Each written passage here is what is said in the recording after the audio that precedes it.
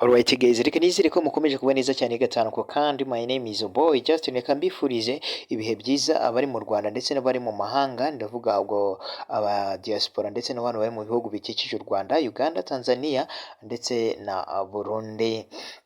Reka mbifurize ibihe byiza. Waba ukeneye kugeza ibikorwa byawe hirya no hino, nta kindi bigusaba usibye kutwandikira kuri WhatsApp 0788353390 cyangwa se ukaduhamagara kuri 0789313203. Ikaze mu makuru yacu arambuye.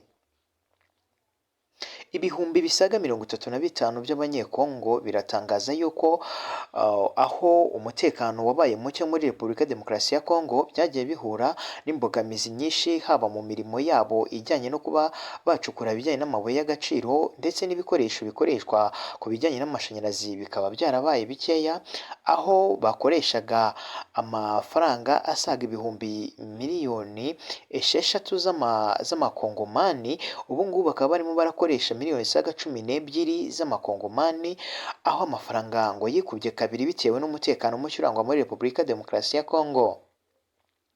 Reka tunyarukire hakurya y'imbibi za Repubulika Demokarasi ya Kongo, aho abantu bajya muri Amerika y'Amajyepfo baturutse muri Karayibe, aho ngaho banyura inzira banyuramo zibasaba imvune iremereye cyane, aho bamwe bakuramo n'impanuka ziturutse ku bigendanye n'inzira banyuramo.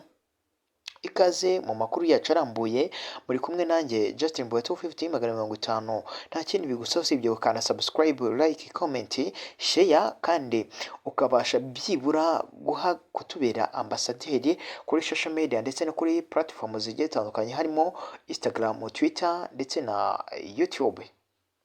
Ikaze makuru yacu.